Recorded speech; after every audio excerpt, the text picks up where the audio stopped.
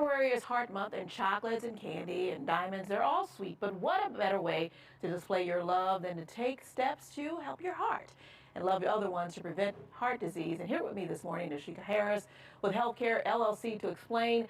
Tell us all about heart disease, and is it hereditary? Well, there are congenital conditions, heart conditions that one is born with of unknown cause or can be genetic, but most commonly coronary artery diseases are more familiar, which means if your mom did it, behaviors, your father did it, you typically can have those same behaviors. And so being in the same environment can very well cause you to have heart conditions that your family members may have had. And what may put you at risk of having heart disease? Well, some top ones, there are many. Obesity is one. High blood pressure is another. Another condition could be cholesterol. So not total cholesterol, because that is a precursor to all of many of our hormones, but there are certain types of cholesterol like your LDL, your LP little a.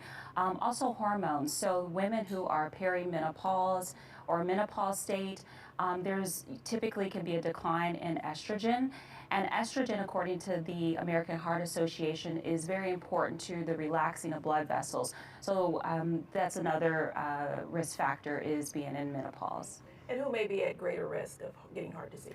Well, heart disease is the leading cause of death in the U.S. Particularly African Americans, Black Americans die most often of heart disease. Again, women, those that are perimenopause and menopause, it is the #1 cause of death in women, but it doesn't exclude children and young adults. And can heart disease be prevented or reversed?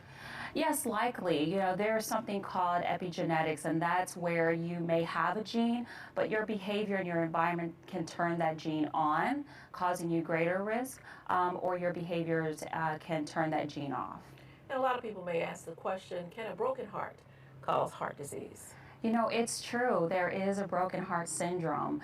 It is called Takotsubo cardiomyopathy, and it's basically brought on by stress. So that's how it got the term broken heart syndrome. But it can also be a physical illness or surgery that can also cause that.